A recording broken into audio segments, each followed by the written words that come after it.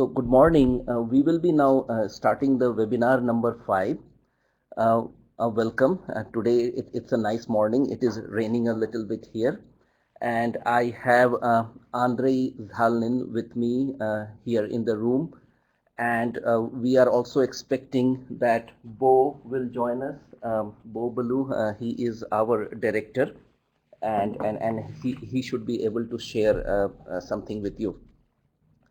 So today's agenda, uh, we are going to review a little bit about webinar 4, and then Andre will talk a little bit about the exercise for webinar 4, and then we will focus on occupation cluster use and applications. Um, and this is an important part. Means you have the data on occupation cluster, but then it is important to know where it can be used and how it can be used, and what are the areas of regional planning and workforce development where you can make use of this data. And then we will talk a little bit about STEM occupations. You might have heard a lot about STEM. And actually, our occupation cluster database gives a lot of insight on STEM occupation. And then we will go to the mapping tool, similar to industry cluster specific mapping tool that we saw for location quotient analysis. We have developed a similar platform, mapping platform for occupation cluster also. And then we will just mention about the exercise. The exercise is not posted yet, but we will talk about the exercise. What we are going to do this time is the regions that you analyzed in industry cluster, the I-70 corridor and the region in northern Indiana, we will do the same region for occupation cluster, so that you get an idea that for the same region, industry cluster and occupation cluster, what kind of insights they provide. And then we will have few minutes for question and answer. So to start with,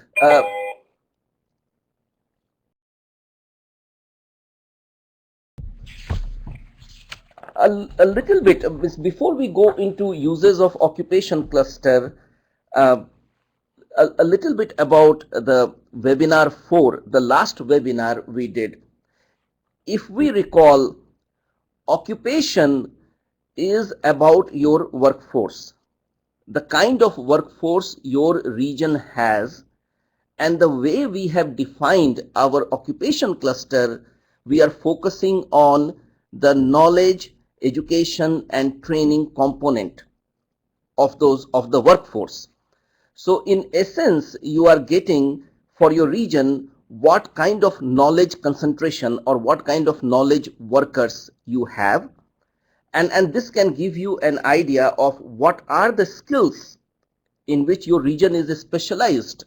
What are the kind of skills that you can market for your region, and what are your strengths. And in regarding that, we had also seen some maps of like how the employment is distributed for the occupation cluster, and how many of those occupation cluster were. And the idea was that there are two lenses through which you can look into regional development. One is what you make or what you manufacture, and which is the industry side of the economy. And the other is what you do, or what is your workforce, or what kind of occupations you have. So, so what are the few uses of occupation cluster? Of course, you can determine the occupational strengths or the skills embedded within your region, and what kind of knowledge, skills, and abilities you have. But the important aspect is the match and mismatch between the specialization in your region's industry cluster versus occupation cluster strength. And that is where this kind of analysis can help you for your workforce development strategies. Many times you might have heard that you have companies or industries in your region, but they are unable to find the talent within the region, or the region is lacking in certain type of talent. So there is a mismatch between the kind of industries you have, the kind of workforce they need, and this is where you can provide some planning strategies for a training program, on the job training, or some educational or certificate program. But then the match and mismatch analysis are the first steps. And then finally, of course, if you have a data for the whole nation, then you can also do benchmarking. If you have a selected region and you want to compare like a similar region or your peer region, how are you doing in your occupation cluster versus industry cluster strengths, you can compare it. But more importantly, the way we have distinguished our occupation cluster is it can give you some idea of how your region can participate in the knowledge-based innovation economy. And we will be talking in more detail in this seminar. If you recall, last seminar we did mention like what a little bit about what knowledge economy is. So let's recap a bit. We had 15 major occupation cluster. The healthcare and medical science, these are basically hospitals. It is such a major cluster by itself that statistically and also from planning perspective, we had divided into 3 subcluster. So the first one, which is healthcare and medical science, medical practitioners and scientists, these are doctors, surgeons, and specialists. And they require very high level of education and training. And their wage level is also very high, very different.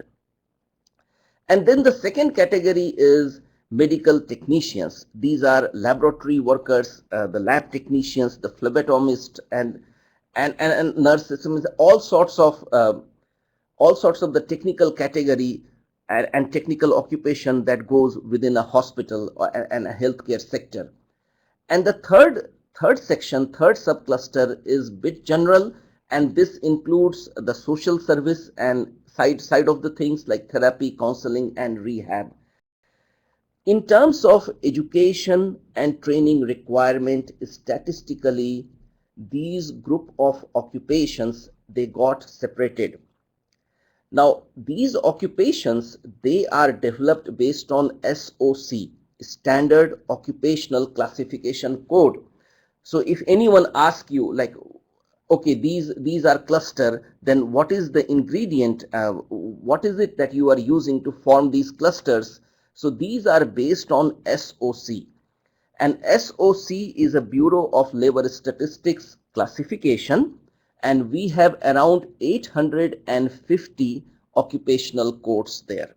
So all the occupations which a regional economy, a national economy can have is defined there.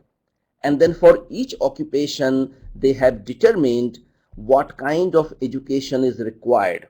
The data is very detailed. So even in education, we know that an electrical engineer will require this much level of physics and this much level of mathematics and all sorts of academic degrees and qualifications. So we use that data to derive these occupation cluster. And if you go to the statsamerica.org innovation website, for each cluster, you can see what are the SOCs within each cluster. And when we did this statistical analysis, so we were also surprised. For example, engineering and related sciences, all the engineers, they sort of grouped together. It came as a statistical grouping versus agribusiness and food technology. So this is a group of occupations which are involved in food processing, post-food processing, and they are so specialized within themselves that this is a grouping, a statistical grouping there. Then all the architects and everything related to building, landscape, and construction design, the landscape architects and all the construction related people, they came under one grouping. Similarly, IT, information technology, and there are several occupations within IT. So their education, training, and ability and skill requirement is so unique that it became one group by itself. So you should spend some time going into the statsamerica.org innovation website and also explore what occupations are within each of these clusters.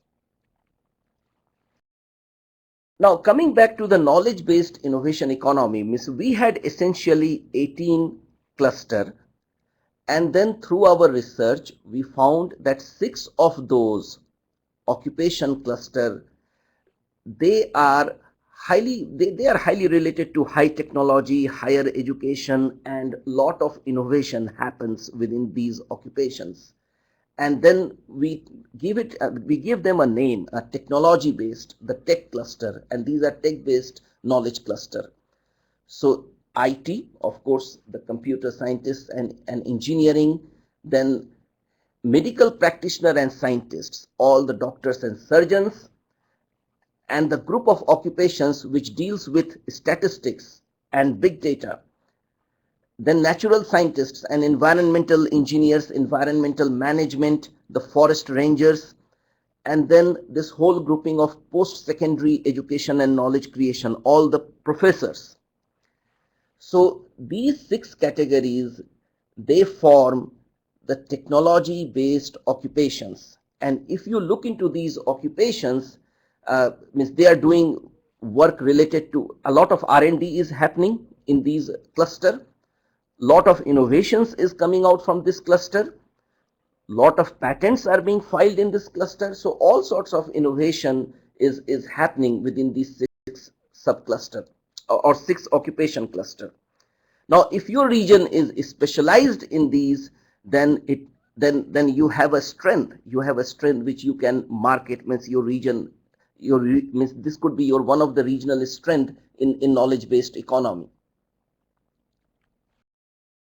So how are we using these technology-based knowledge cluster? If you do spatial mapping or GIS mapping of these tech cluster, it can give you a very unique insight, and you will also find that these assets can be present in rural areas also. But in essence, when we have mapped these technology-based cluster, we see that in general they are capturing all the R&D centers, university research centers, the big research one universities, federal research labs, and hubs of innovation, San Jose, California, Research Triangle Park, and anything like that is coming emerging out of the landscape when we are doing a spatial mapping, national level mapping for these clusters. We also found during our 2008-2009 research, when we were developing these cluster, that some of these technology-based cluster, they were correlated to Richard Florida's creative class grouping also. So we found that IT, information technology, and mathematics, statistics, data, and accounting, all the big data and statisticians, their number were highly correlated, but natural sciences and environmental management was not. So it's a different kind of occupation. Now, correlation does not mean causation. So we need to be careful there. But we wanted to share this with you because many regions they go from the creative class perspective also.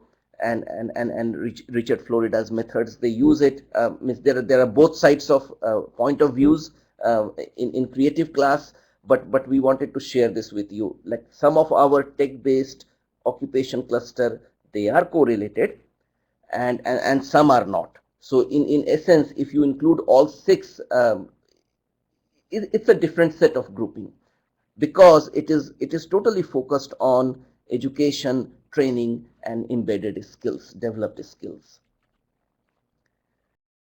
So let's look into this map that we had developed in 2007, and what you see in the upper side is the engineering occupation cluster. So all these bars, these are location quotient. Of course, if it is a red color high bar, that means your location quotients are very high. You can see Crane Research Lab, Martin County, Indiana, is coming out of the landscape. Huntsville, Alabama, Oak Ridge National Laboratory, Space Coast, Florida, all the federal labs, and this the largest bar is the Idaho National Lab, and then Los Alamos National Lab. So, and of course, San Jose, and then the Washington, D.C. area, the Fairfax County, Virginia, and all that area, you can immediately see the concentration of engineering occupations in the region. Now, this I think is the Sandia National Lab. This is the Northeast, the Federal Research Lab. So, essentially, and even if there is a smaller bar, means like these orange colored bar or a smaller bar, we recommend that you go and do research for these counties. These smaller bars are representing concentration of 3 to 4 location quotient or 2 to 3 location quotient, which is very high concentration. So essentially, our engineering occupation cluster has the capacity, means if you have any sort of R&D concentrated activity going on, it can capture that. And it is very well represented here. But if you are colored like green and your county is not coming out of the landscape, that means that you have a lower location quotient in engineering.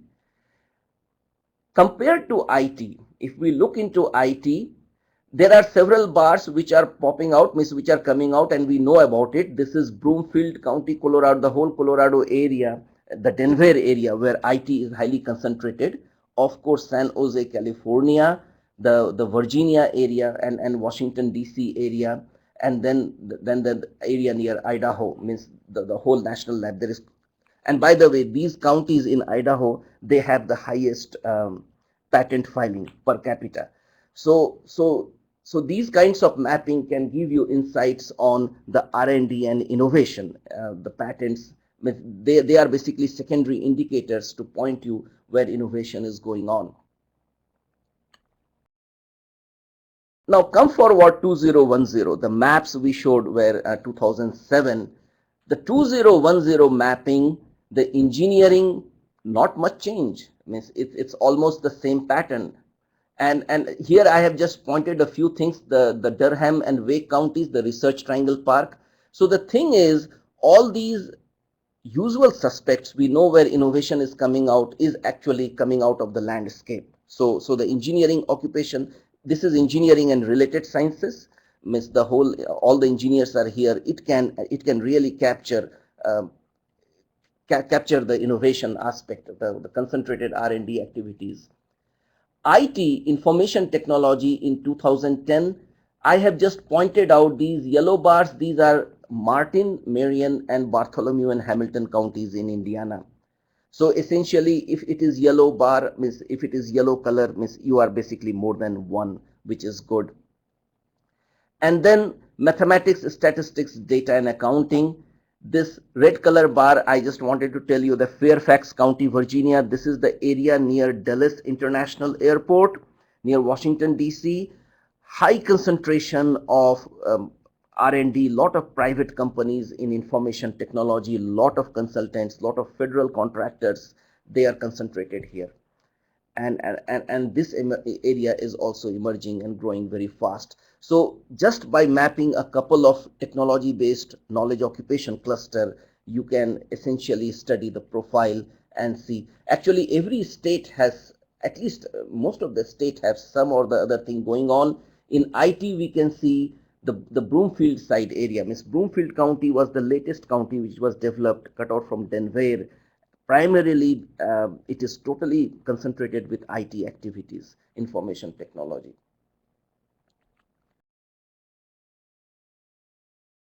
This kind of bubble chart we showed you previously for industry clusters also, and similar thing you can develop for occupation cluster. So similar to the industry cluster bubble chart, the vertical line is showing you the magnitude of location quotient for the latest year, And horizontal line, this line is showing you the change in location quotient, what we also say as change in specialization or concentration. And then these four quadrants that you see here. So the upper quadrant is concentrated, which is good and increasing. And then on the left hand side is concentrated but decreasing. And this quadrant, this is not concentrated and decreasing, so these occupations in general are losing. And then here it is not concentrated, means LQ is less than 1 or 1.2, but increasing, means over the year it has increased. So it was, I think, a request from Illinois. This is for the state of Illinois, the occupation cluster analysis, and this is for the whole state, a 10-year profile. And then uh, medical sort of education and knowledge is there, personal services is there, but then the couple of like engineering and related sciences is in this quadrant, which is not concentrated and decreasing over the year. Our thinking is the recession, the 2007 recession might have caused this. But the thing is, if you change the geography, so you can do an analysis for the state level, but if you analyze it for your region, which is like a group of counties, it can give a very different picture, because within the region you can have very different kind of specialization. But this was just to illustrate that similar to industry cluster, you can develop bubble charts, what we call as a competitiveness analysis for occupation clusters as well.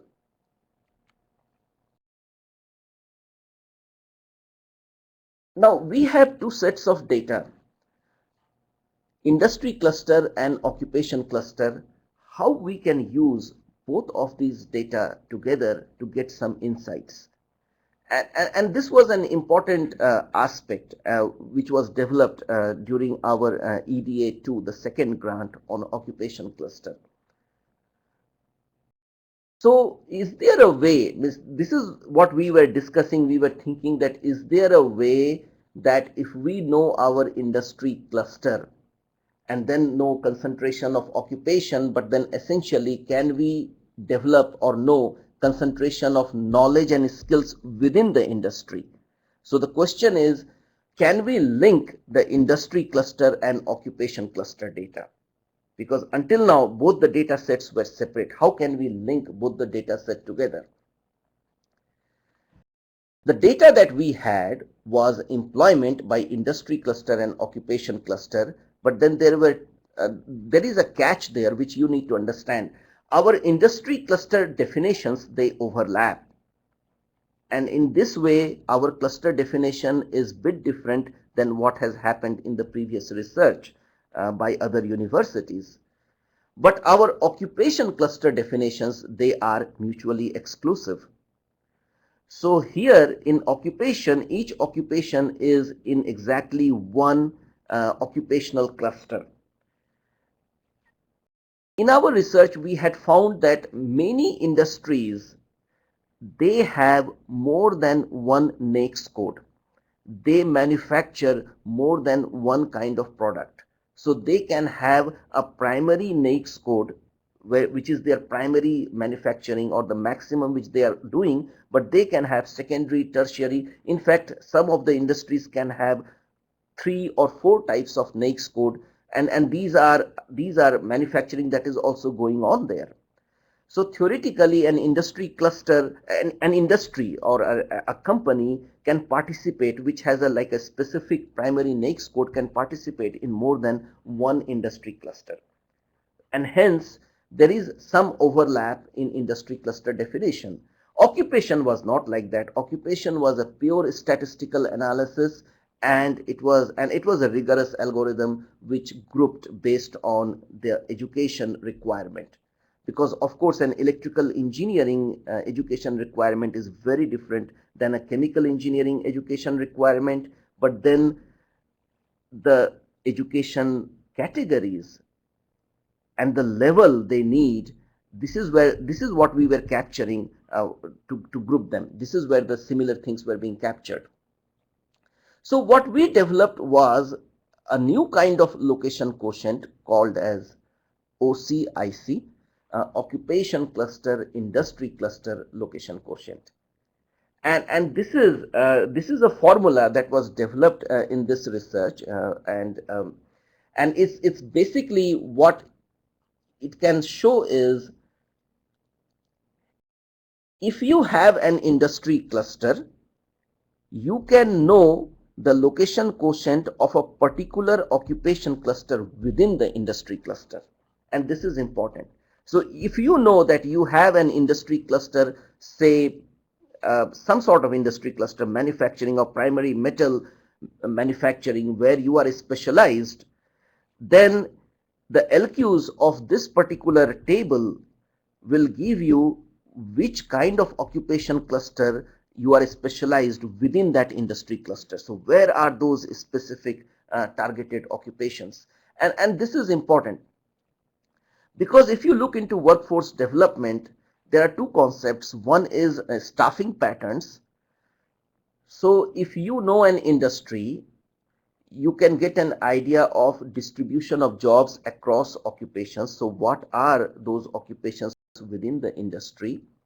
Or the reverse is what we call as inverse staffing pattern.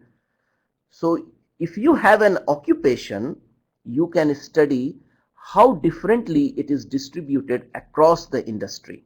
So for example, if you have an information technology occupation, it is actually distributed in different kinds of industry. Means IT requirement is almost in every industry is using an IT staff person. Means from web to data server to means all sorts of IT activities. So OCIC-LQ is basically an aggregated, summarized version of staffing pattern.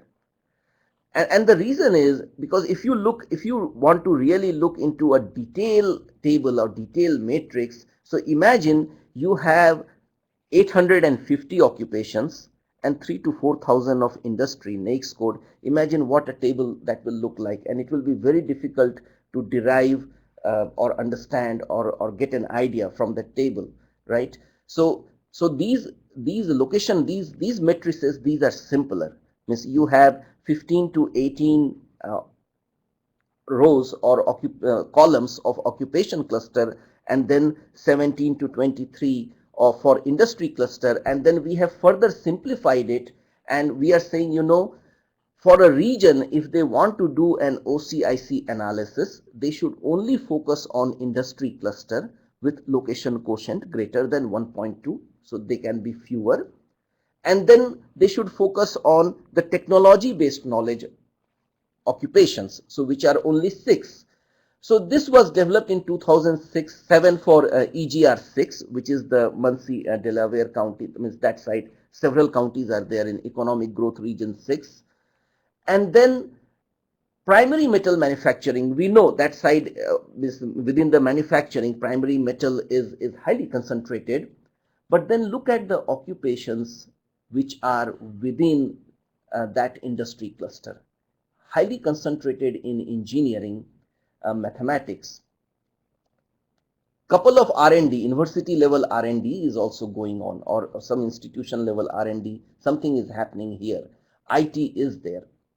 So similarly, you can go into each of your industry cluster and go across the row and see what kind of technology occupations, where are you concentrated. So how unique is the workforce profile of your industry cluster.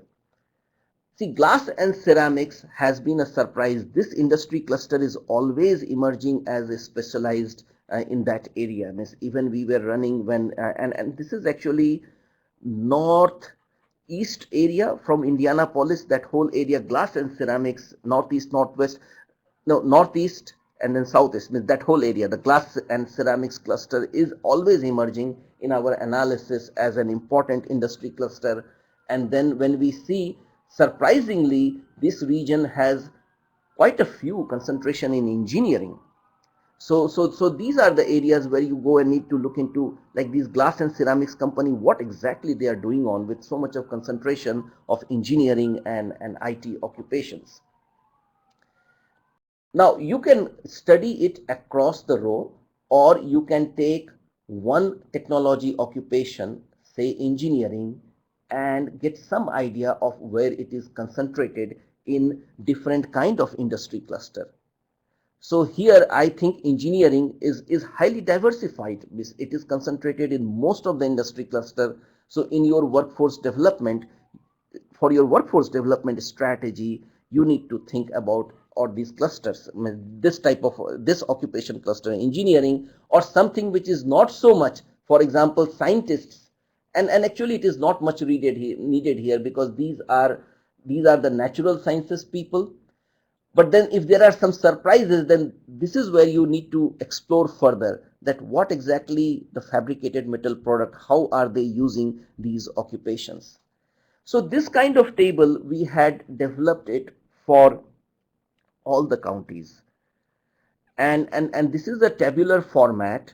We are working to present this data on maps. We are still working on how to present it simply in the maps, because essentially these matrices, we have actually 3,140 matrices. That's quite a bit of data. So we are trying to figure out how to visualize it and present it properly in the RDM platform. Now a little bit about STEM occupation, and you know that STEM, everyone is talking about STEM. Every region wants to focus on STEM, and it is essentially science, technology, engineering, and mathematics occupations, or workers related to that, and occupations related to that, your educational programs related to that. In essence, they do require higher education and training. And then very recently, US Department of Commerce, they did a research based on very detailed SOC 6-digit code. That's what we had used, the 6-digit code for our occupation cluster, but they focused only on STEM. And STEM is a broad group. They identified around 67 occupations which were forming these STEM occupations. And this is important because the forecast is they are projected to grow. Means these are the occupations which are expected to grow in the future versus non-STEM. We all know that STEM workers, these occupations, they are high wage earners. They bring more money to the region, and if they are living and spending, working in the same region, it is good. But then what we see is parts of our engineering, IT, mathematics, statistics, data accounting, and natural sciences, environmental management, occupation cluster, they are matching with the STEM occupations. So essentially, if you want to focus on STEM, and if you want to use our technology-based knowledge occupation cluster, they should work. Means they are mostly similar definitions. So with this now, I will ask Andre to go into the interactive mapping training and show you a few maps, and then we will share with you a few tools.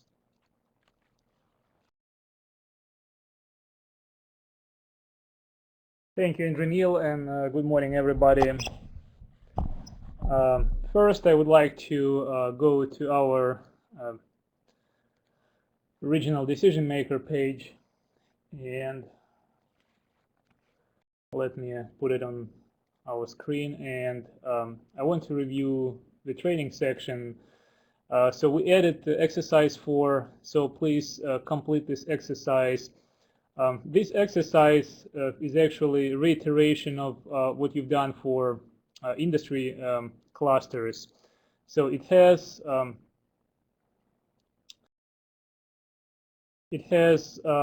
3 parts. One part goes through adding graphics to the map, and actually the tool for adding graphics was updated recently. So now you have choice or option to save your graphics on your computer and then bring these graphics back when you revisit the website. Also, summarizing the cluster part. So you will summarize occupation cluster for the selected region. And finally, again, it reviews the query tool for occupation clusters. Also, the link to this webinar file will be added after we finish the webinar. So please go there anytime and explore this website. So right now, I want to go to our industry and occupation web application and show what kind of data available here for occupation clusters. Again, last time we went through occupation clusters employment maps, and these employment maps are here. You can see this in the layer list. Occupation cluster jobs, and also jobs as historic maps, so 2 years available, and also occupation clusters temporal change. Now I'll show you a map of occupation clusters dot density. That's called dot density maps, job density maps, and these maps, they represent occupations, density of occupations actually. So locations of these dots are arbitrary. Each time you zoom in, zoom out, or pan your map, locations of these dots will change, but these dots are placed randomly within one county boundary, and they represent how many jobs available in this county. So one dot equals 500 jobs, approximately. So let me zoom into Indiana, and actually these maps are available only at the state level. So if you zoom in closer, they disappear. And this is because, again, we don't want people to think of that these dots are exact locations of those jobs. So in fact, I'm going to make zoom scale a little closer so that you can see part of the state too. But it's not for very close look, because, again, because of that reason, because the dots are placed randomly.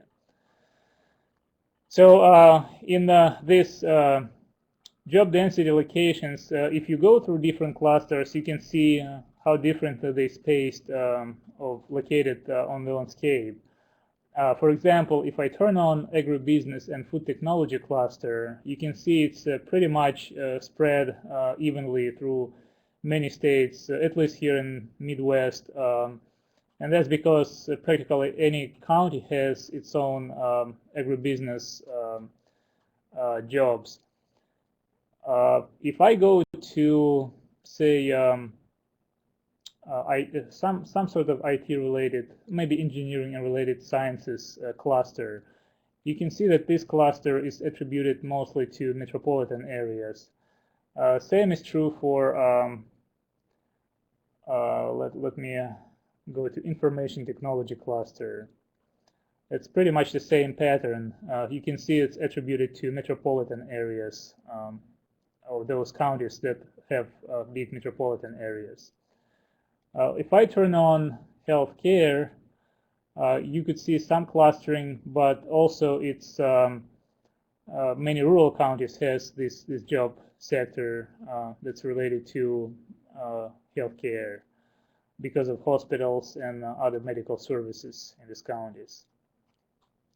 So this map is could be useful when you look at the occupation clusters, but if you place any industry cluster county map as a background, it could be useful to see what kind of correlation you can observe from that. So right now I have health care for my job density map, and I'm going to turn on biomedical and biotechnical industry cluster, and we'll see how well it correlates with our biomedical industry cluster. So it's I'd say it's pretty good correlation, I guess. So this is one of the ways you can look at this map. Next, I want to show you occupation clusters LQ maps. So I'm turning on occupation clusters LQ maps by county. And here, let me show you the legend for that. Again, legend is available through either top menu or also if you expand layer here in the layer list on your right, you can also see those values. So anything that's above 1.2 is colored as yellow, orange, or burgundy color, and everything that's below is gray. So you can quickly see what kind of what counties are specialized in that particular cluster, occupation cluster, and have actually exporting capability. So let me put on some other cluster that would have probably more counties. Yeah, for example, engineering. You can see pretty big specialization of that cluster in southern Indiana. Also, Kokomo, of course, automotive industry here. So definitely will be a lot of specialization in this county. So you can again you can explore any of those 15 occupation clusters this way. Also, LQ historic maps available, and we have right now 4 years of data. So you can inspect any of these maps or years of occupation cluster LQs. We'll be adding 2 more years. Again, this data was sent to us by EMSI, so we'll be adding those data soon. So there will be 2 more years, 10 and 11. Now there is also map of temporal change for occupation clusters, and right now it's we divided those into 2 sections: technology-based clusters and other clusters. So for technology-based clusters, let's look, for example, at engineering and related sciences. So in order to see animated temporal change, you would have to open this cluster time machine tool in the top menu. And once it's open, you click on this play button, and it will cycle through these 4 years of data, and will show you, you can quickly see the change in colors for those counties that changed the LQ and moved actually from one category to another. Another way of looking at the data, and again, this is available for both industry and occupation clusters, employment and LQ as well. Clicking on any map, and now I have to put on again occupation cluster LQ map by county. So clicking on any map will bring up the chart with temporal change data. So you can see how data changes from during those 5 years. Change in LQ value for any particular county. For example, here you can see a pretty significant increase, I'd say, in LQ value. So definitely something is going on here. So with this, I'll pass my word to Indranil, and he will go to a different web application and explain some other additional LQ tools, and that will help you to explore and understand LQ maps. Thank you, Andre. If you go to the main RDM website and go to GIS Atlas, in the national data, we have a separate link, occupation clusters location quotient. And if you open that, you will essentially get a website similar to what it is here. I have already opened this website for you, but if you click on this, and this is how it will look like. So here, let's explore the legend a bit. So the technology-based occupation cluster, they are listed here separately. So all the 6 cluster, engineering, that the doctors and surgeons, IT, statisticians, natural scientists, and the professors, the post-secondary education group. And then below, there is a series of map for other occupation cluster. Now, if you recall the industry cluster LQ mapping, what we had done is we had placed a highway network, and similar thing we have done it here. So we have placed a highway network, and then we are asking to run some tools so that you can know the combined location quotient, say for a linear region, a corridor region, or for a group of counties, and which will be your region, an IARC region. So to save some time, what we have done here is we have run one analysis here, and which is the same website. And the tool is, if you open the tool here, which is AOI, or Area of Interest LQ calculator, and then if you select this draw polygon and select these 4 counties and then hit submit, and this is the Fort Wayne area, it should be able to calculate the combined location quotient for all the occupation cluster here. And then you can see like where the regional specialization is. So engineering and related sciences, it's about 1.1 LQ, which is good, and we know that this area has engineering concentration here. There are manufacturing going on, but then the other indicator is this 1.6 LQ for skilled production worker. Now this was not included in technology based because these are medium skill level of job. These are technicians, operators, trade, installers, and repairers. So these are medium level skills, but they are important, and they are important part of the manufacturing. So we know that there is a concentration of manufacturing activities, and we can see from the occupation that the medium skill jobs are more concentrated. Engineering is not so much. It would have been good to have more engineering concentration here. But then what we have seen in the pattern of data here is you have an LQ of more than 1, it is good.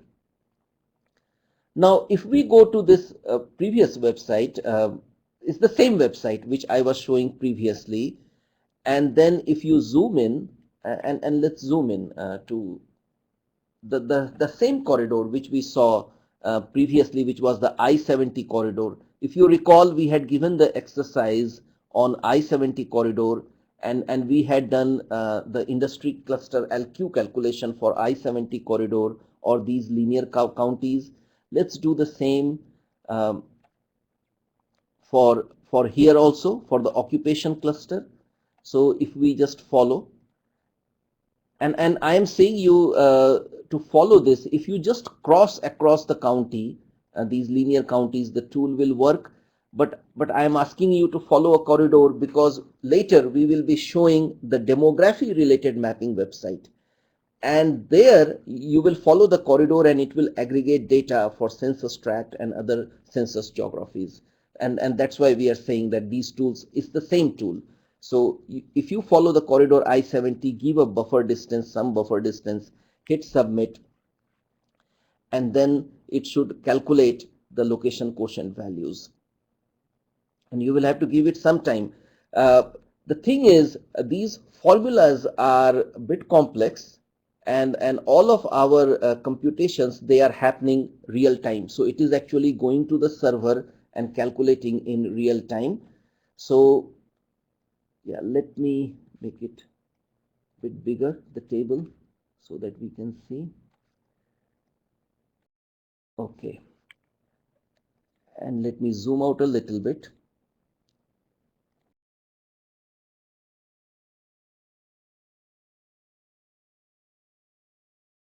Yeah, you will have to give some time for the website to refresh because it is actually processing a lot of data. But then for these 4-county region, what we can see here, it has calculated the LQ. And remember, if you recall, we did it for industry cluster also. Agribusiness and food technology is 1.6. So there are quite of these sorts of occupations are here combined in these 4 counties. Of course, the doctors and surgeons 1.1 are not surprising because of Marion County. Then also this other group, the therapy, counseling. So the healthcare sector is strong occupation wise. And then you can go and look into the individual county and see. Suppose if you want to analyze this without Marion County and see the effects, you can use this tool and just run it for 3 counties. And then there are a couple more. Yes, public safety and domestic security, but then this again, the skilled production worker. So again, medium, the technician level of job for the manufacturing side. And if you recall in our industry cluster analysis, this corridor was specialized in primary metal and fabricated metal. So a lot of manufacturing related subcluster, it was specialized, and there are some specialization in occupation also, which is good. But then if we go and look into engineering, engineering is a bit weak. So this kind of occupation and industry cluster analysis together can give you a lot of insights for your region. Means some broad strategies, broad policy ideas. At least it can generate some dialogue and discussion that what's going on, what's happening here. Now, all the data here is for 2010, but we have already received data for 2011 and 2012. So we will be updating all the websites, the industry cluster and occupation cluster website. Now, the exercise 5, which we will be posting, actually I have shown you the 2 exercise here only. One will be based on I-70 corridor and the other will be that Northeast Indiana region. And why we want to do this is for your region, you need to look into industry clusters as well as occupation cluster. They both provide 2 different perspectives of the regional economy, but they are connected to each other. With this, we will end the webinar and open it for any questions. Any question, any suggestion? And by the way, the tool which is here, we are changing the format of our tool, and the reason we are developing it in a tabular format, because if you click here, it will copy to clipboard, and then you can take this table to your Excel chart. So all the industry cluster LQ tools and other tools, we will be developing a similar tabular format. So this will make you easy. So you can calculate it from here, bring it to your Excel, and then make some further bar charts or present it or put it in your report. Any questions?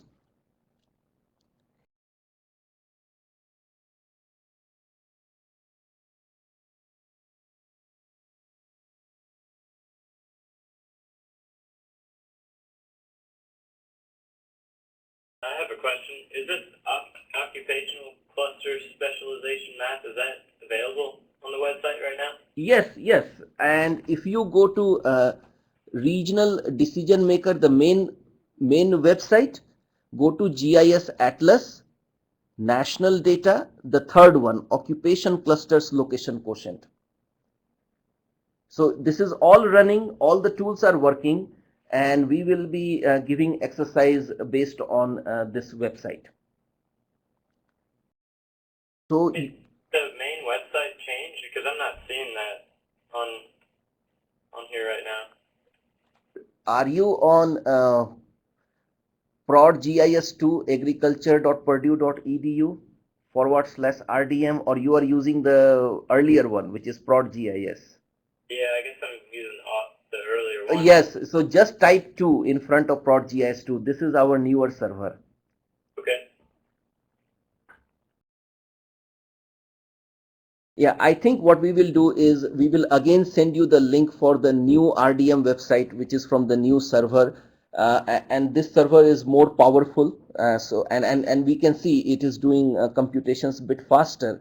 See, when we are doing these combined location quotient analysis, and we are also working to develop tools related to shift share analysis. Some of the people, you may know about this. A competitive shift is another important indicator uh, which you need to know for your region. And it is not as sophisticated as input output analysis, but it is still highly much more sophisticated than location quotient. So location quotient, competitive shift, all these tools, when we do online, it goes to the server and it tries to run some formula, calculate, and that's why we needed a more powerful server, and it is working faster. We can see it here. Any more question?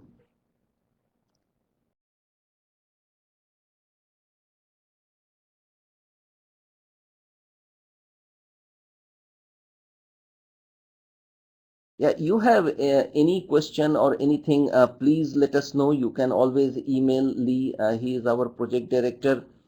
Uh, and our emails, let me, yes. So let me, all of our emails are here.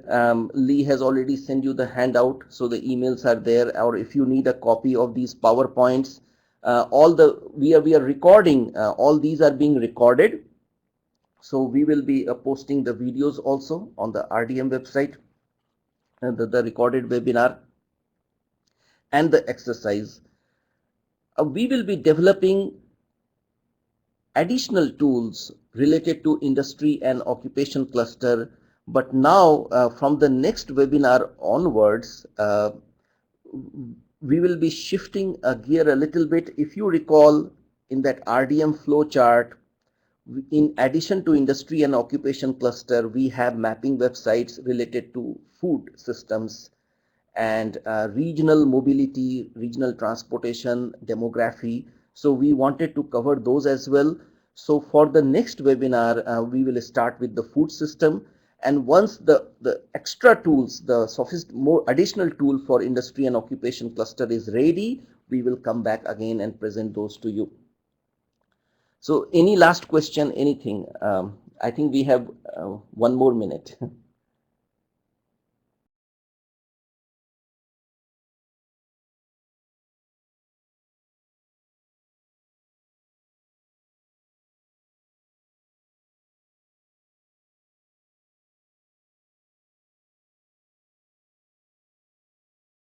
If there is no question, then with this, we will be ending the webinar.